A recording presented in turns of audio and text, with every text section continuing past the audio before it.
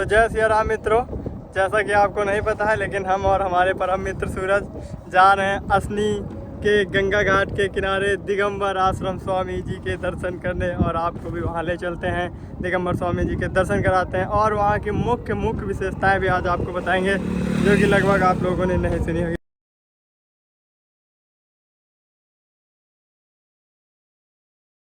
जय सिया राम मित्रों, जैसा कि मैं आपको बताना चाहता हूँ कि ये फतेहपुर रोड असनी और गंगा के किनारे दिगंबर आश्रम है।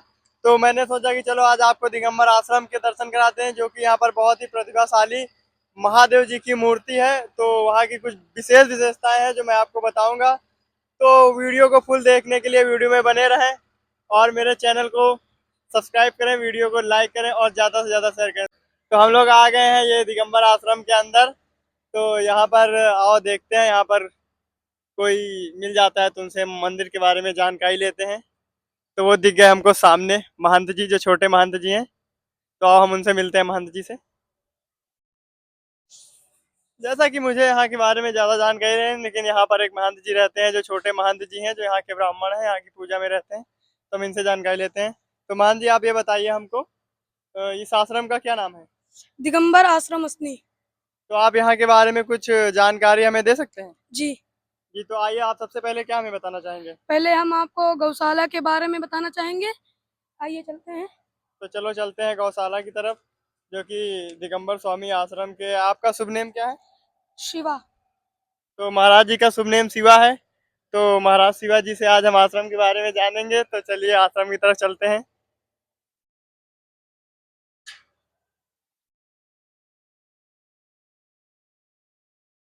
तो आइए महाराज जी, आप यहाँ की कुछ विशेषताएं महाराज जी आप बताएंगे? जी, ये धर्म धर्म स्तर से ये गौएं हम लोगों को सब दूध और सब कुछ देती हैं। सर, ये हम हमारे लिए सौभाग्य की बात है। और यहाँ पर गौओं को हर 2 घंटे में सेवा उपलब्ध रहती है। और यहाँ पर साफ इनको स्वच्छता पूर्वक इनको सेवा दी जाती है। और यहाँ पर बंदर भी बहुत उत्पात मचाते हैं। तो आइए आपको हम मंदिर के स्थल में ले चलते हैं। तो जैसा कि महाराज जी ने बताया कि इस आश्रम को बहुत ही स्वच्छता पूर्व रखा जाता है, तो आइए मैं आपको आश्रम की तरफ घुमा देता हूँ। महाराज जी आप भी आइए साथ में। जैसा कि महाराज जी ने बताया कि आश्रम में बहुत स्वच्छता रहती है और गौओं को हर 2 घंटे में सेवा दी जाती है। जैसे कि सेवा में, जैसा कि इनको ताज़ा चारा दिया जाता है, और यहाँ जो आश्रम है, आश्रम की तरफ से पूरी सेवा प्रोवाइड कराई जाती है। जैसे कि गौएं आप देख सकते हैं कितना साफ सुथरा यहाँ का जो गोबर है। यहाँ पे इसी गोबर से कंपोस्टिक खाद भी बनती है। यहाँ की जो खेत हैं, जो महाराज जी के आश्रम के अंडर में जो आते हैं, तो यहाँ की जो सेवा बहुत अच्छी है। तो आप देख सकते हैं यहाँ पर ये पकरिया का वृक्ष है और ये वट वृक्ष है। तो आपको इधर दिखाते हैं जहाँ पर गौओं की सेवा की जाती है। तो आइए महाराज जी के साथ चलते हैं।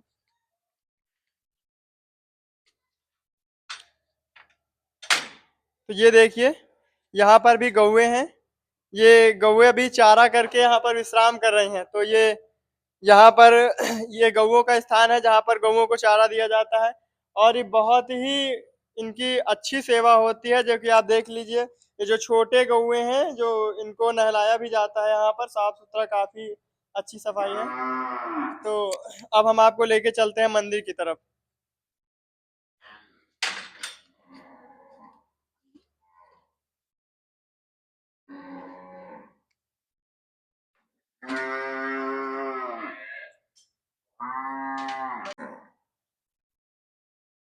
तो जैसा कि देख सकते हैं यहाँ पर छाया बहुत है। ये वट वृक्ष की छाया है, जो कि यहाँ पर गौएं धूप होने पर विश्राम करती हैं। यहाँ का जो वातावरण है काफी शुद्ध है।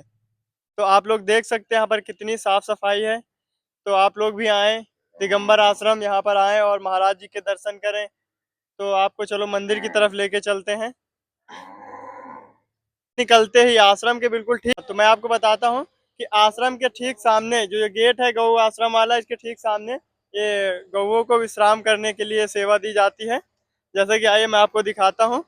ये ये पूरा फील्ड है, ये शाम के टाइम गौओं को यहाँ छोड़ा जाता है। तो गौएं आराम से यहाँ पर टहलती हैं और बैठती हैं, और इसकी साफ सफाई इसकी भी होती है। तो इसकी साफ सफाई शाम को 5 बजे होती है। और मैं आपको दिखा देता हूँ गौओं के लिए जो सेवा है, जो चारे की सेवा है, मैं वो भी आपको दिखा देता हूँ। तो आप आइए यहाँ पे, ये देखिए। तो यहाँ पर जो है, ये यहाँ पर गौओं को चारा की पूरी व्यवस्था होती है। यहाँ से वहां तक आप देखेंगे तो केवल चारा गायों के लिए ही बोया जाता है। तो अब चलते हैं मंदिर की तरफ, जो कि मैं आपको मंदिर के दर्शन करा देता हूँ।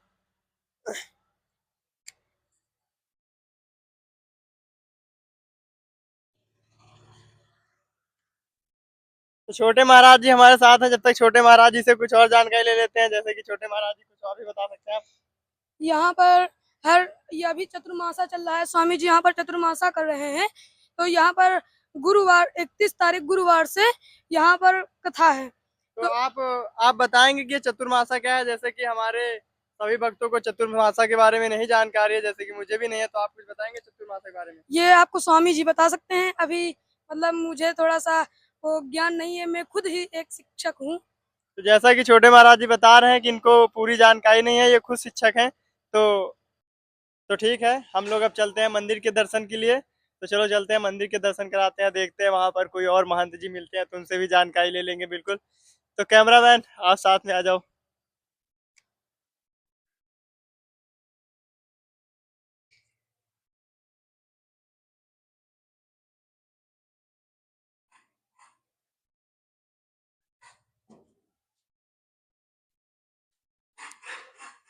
तो हम लोग आ गए हैं मंदिर के अंदर। तो यहाँ पर मुझे खतरा दिखाई दे रहा है, जो कि आप देख रहे हैं। ये बंदर काफी शैतान बंदर है, और इनके खूंखार तरीके से मैं डर रहा हूँ थोड़ा सा यहाँ पर। तो देखिए, यहाँ पर एक और छोटे महंत जी हमें मिले हैं, वो जो अंदर से बाहर की तरफ आ रहे हैं। ओ महंत जी, आइए हम कुछ छोटे महंत जी से मिल लेते हैं। छोटे महंत जी से पहले मिल लेते हैं। छोटे महंत जी प्रणाम। छोटे महंत जी। प्रणाम। तो छोटे महंत जी तो काफी होशियार हैं, जो कि ये बंद कर रहे हैं ताकि बंदर अंदर ना जाए। तो आइए छोटे महंत जी, आप इस कुएं के बारे में कुछ बता सकते हैं? महंत जी इधर आइए, महंत जी की तरफ कैमरा करिए। महंत जी काफी शर्मा रहे हैं। तो महंत जी आप यहाँ पर कब आए हैं? हम आए 1 महीना हो गया हमको। 1 महीना हो गया। तो आपने कुछ शिक्षा अध्ययन किया? हाँ। जैसे कि आप कुछ सुना सकते हैं हमारे दर्शकों को? क्या सुना सकते हैं? इस्लाम। श्लोक। तो महंत जी छोटे महंत जी हैं, जो एक श्लोक सुनाएंगे, जो हमारे सभी युवाओं के लिए और बच्चों के लिए एक प्रेरणा होगी। तो महंत जी। ऊर्ध्वमूलमदशाकमश्वत्थं प्राहुरव्यम् और छन्दांसि यस्य पर्णानि यस्तं वेद स वेदवित्।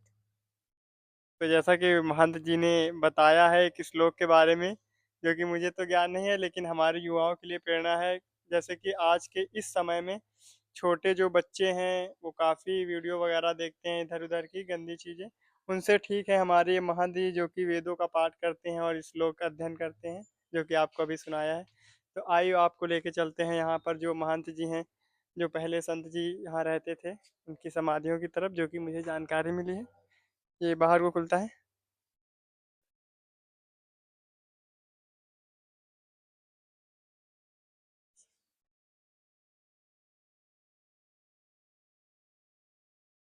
इधर आइए सूरज जी।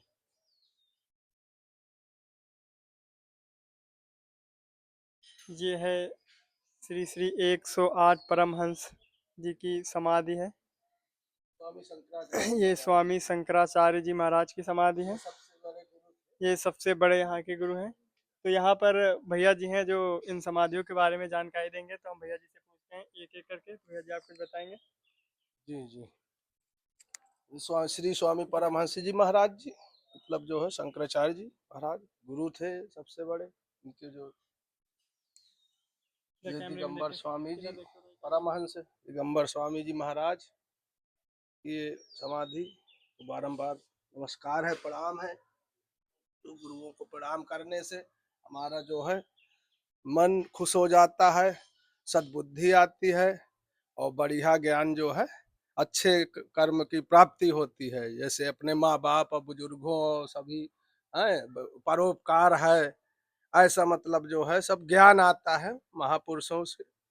वंदना जैसे कि करने महाराज जी ने बताया कि जो यहाँ के बड़े गुरु हैं, इनके दर्शन और इनको मस्तक नमाने से हमें सद्बुद्धि मिलती है और ज्ञान की ज्योति जलती है।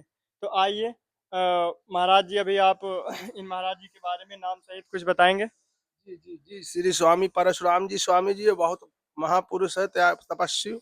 इन्होंने बहुत त्याग किया है, पूरा जीवन मतलब आश्रम की सेवा, त्याग और शिक्षा। हम लोग बचपन में पढ़ते थे असनी मतलब इंदिरा गांधी स्कूल में बचपन के पढ़े। आज 30 साल हो गए। 30 साल पहले बचपन में आते थे यहाँ, तो बहुत संत होते थे वो मतलब बूढ़ बुजुर्ग। उसमें स्वामी जी भी रहते थे, श्री परशुराम स्वामी जी। हम लोग दंडवत उनको प्रणाम करते थे, उनको जो है।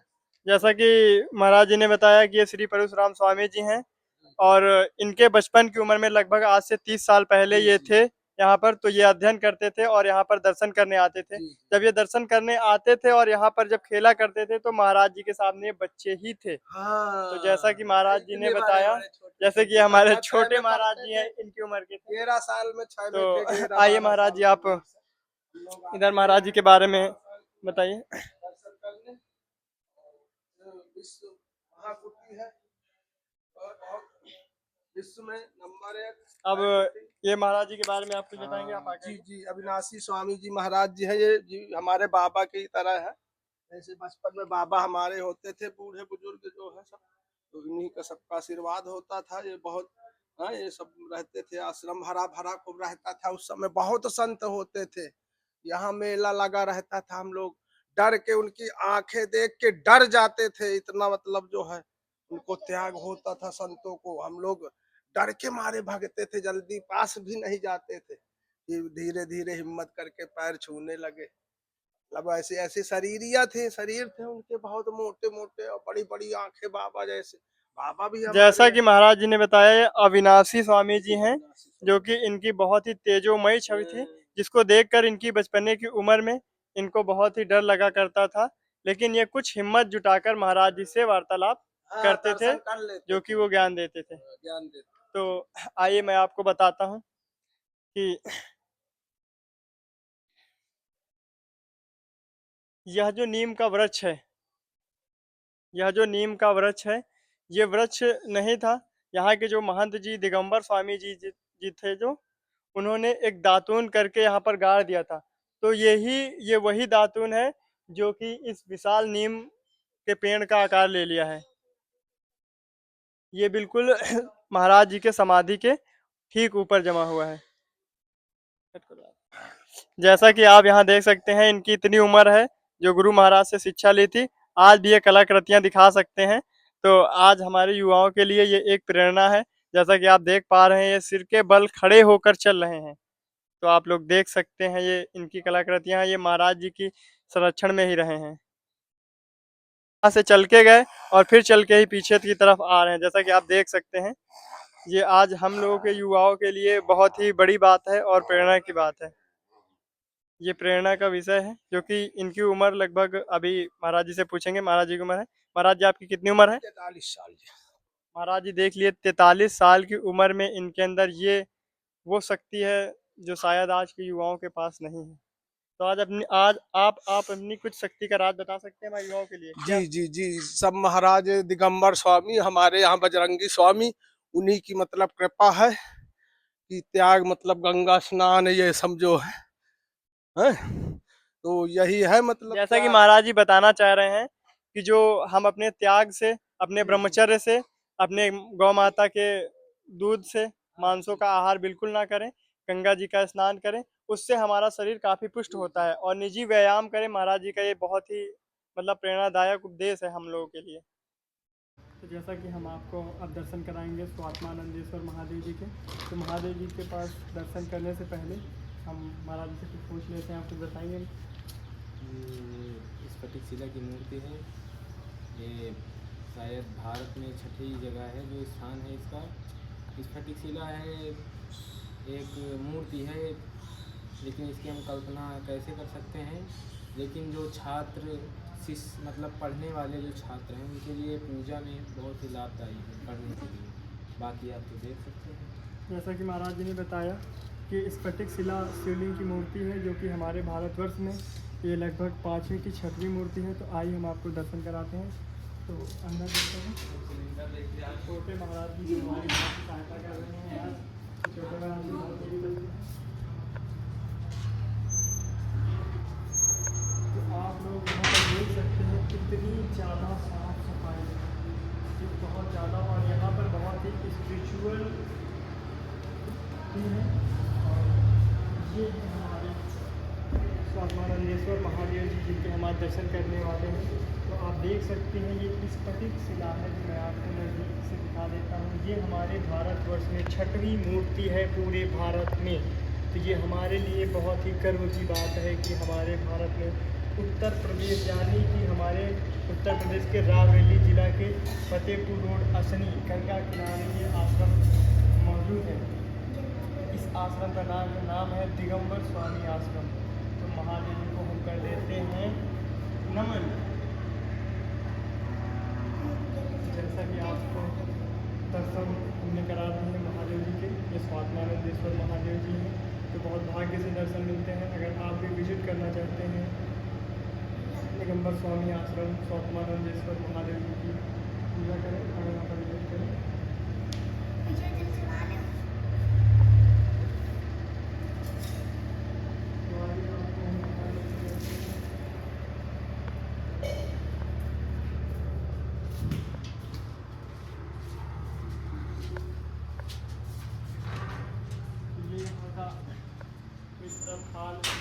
यहाँ पर वर्ष में 2 से 3 बार कथा होती है, जो कि यहाँ के महाराज जी स्वात्मानंद जी महाराज हैं, जो यहाँ पर कथा कहते हैं, कथावाचक हैं, जो इस तरह जगहों में जाके अलग अलग प्रांतों में जाके कथा कहते हैं।